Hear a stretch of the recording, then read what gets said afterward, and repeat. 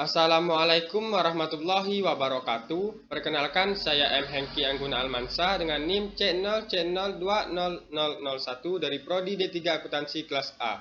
Dengan dosen pengampu Bapak Wirmi Eka Putra SE MSI dengan mata kuliah Akuntansi Syariah. Baiklah, saya akan mempresentasikan tentang akad-akad lainnya. 1. Akad SAR. SAR menurut bahasa adalah penambahan, pengukuran, dan penghindaran atau transaksi jual beli. SAR adalah transaksi jual beli suatu valuta dengan valuta asing yang lainnya. Transaksi ini bisa dilakukan baik dengan mata uang yang sejenis maupun dengan mata uang yang tidak sejenis. Rukun dan ketentuan syariah. 1. Perlakuan baik penjualan maupun pembelian harus cakap dan sudah balik.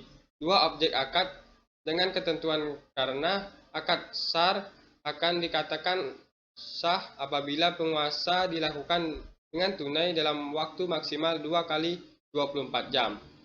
3. Ijab kabul atau serah terima merupakan pernyataan dan ekspresi yang disaling rela antara kedua belah pihak yang bertransaksi. 2. Akad wadiyah. Akad wadiyah merupakan simpanan barang atau dana kepada pihak lain yang bukan merupakan pemiliknya untuk tujuan keamanan. Wadiyah adalah akad penitipan barang atau dana dari suatu pihak kepada pihak lain dengan catatan barang atau dana tersebut dapat diambil kapanpun oleh sang pemilik. Jenis akad wadiyah. Terdapat dua jenis akad wadiyah menurut PSAK 59, yaitu 1. Wadiyah amanah, yaitu wadiyah di mana uang atau barang yang dititipkan hanya boleh disimpan dan tidak boleh didayagunakan. Contohnya titipan barang di pusat perbelanjaan. 2. Wadiyah yad damanah, yaitu wadiyah di mana si penerima titipan dapat memanfaatkan barang titipan tersebut dengan seizin pemiliknya dan meminjam untuk mengembalikan titipan tersebut secara utuh setiap saat pemilik menghendakinya. Contohnya tabungan. 3. Akad al-wakalah.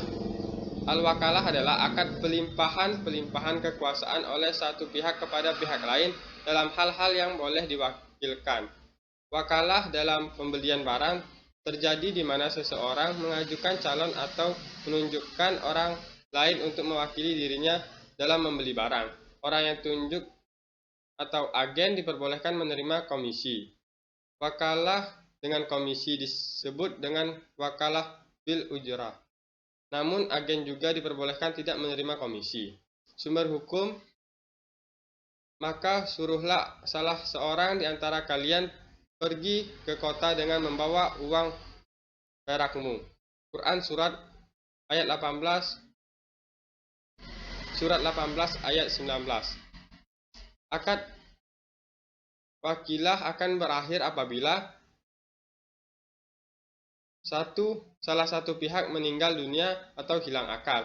2. Pekerjaan yang diwakilkan sudah selesai. 3. Pemutusan oleh pihak yang diwakilkan. 4. Wakil mengundurkan diri. 5. Orang yang diwakilkan tidak memiliki status kepemilikan atas suatu yang diwakilkan. 4. Akad al-kafalah. Akad al-kafalah merupakan perjanjian jaminan yang diberikan oleh penanggung kepada pihak ketiga untuk memenuhi kewajiban pihak kedua atau pihak yang ditangguh. Sumber hukum.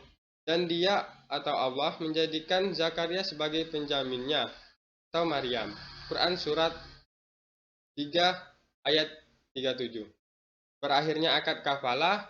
Yang pertama, utang telah diselesaikan. 2. Kreditor melepaskan utangnya kepada pihak yang berutang tidak pada penjamin.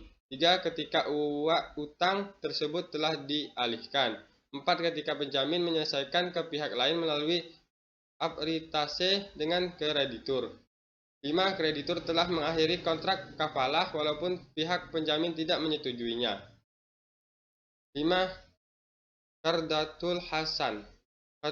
Qardatul hasan adalah pinjaman tanpa dikenakan biaya atau hanya wajib membayar sebesar pokok utangnya. Pinjaman untuk seperti ini yang disesuaikan dengan ketentuan syariah atau tidak ada riba. Pinjaman kard bertujuan untuk diberikan pada orang yang membutuhkan atau tidak memiliki kemampuan finansial untuk tujuan sosial atau untuk kemanusiaan. Cara pelunasan dan waktu pelunasan pinjaman ditetapkan bersama antara pemberi dan penerima pinjaman. Walaupun sifat utang ini sangat lunak, tidak berarti pihak yang berutang dapat semaunya sendiri, karena dalam Islam utang yang tidak dibayar akan menjadi penghalang dia di hari akhir nanti.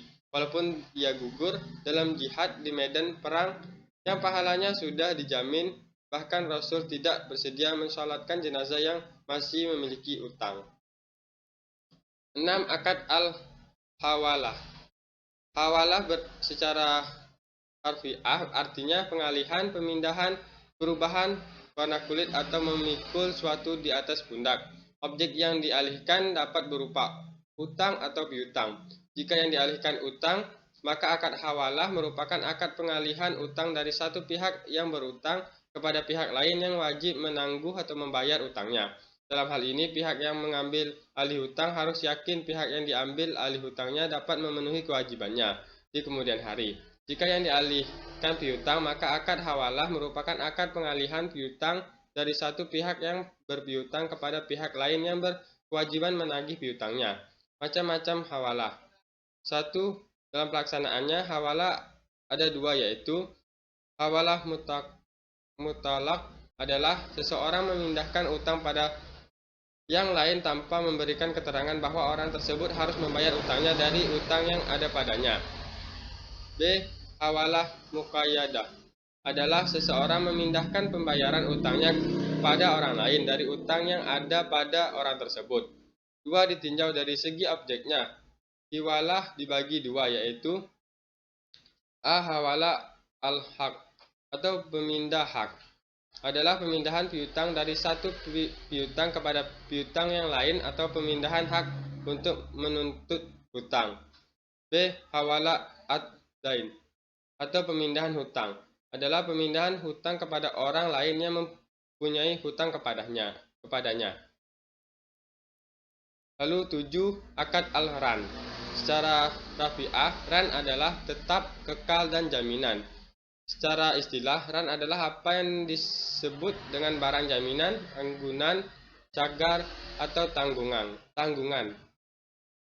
Rannya yaitu menahan barang sebagai jaminan atau utang. Akad ran juga diartikan sebagai sebuah perjanjian pinjaman dengan jaminan atau dengan melakukan penahanan harta milik si peminjam sebagai jaminan atau pinjaman yang diterimanya. Akad ran bertujuan agar pemberi pinjaman lebih mempercayai pihak yang berutang. Ada syarat ran tajdisi agar sesuai dengan syariah Islam adalah sebagai berikut. 1. Biaya pemeliharaan harus ditangguh oleh pihak yang mengandaikan, namun besarnya biaya tidak boleh dihubungkan dengan besarnya pembiayaan.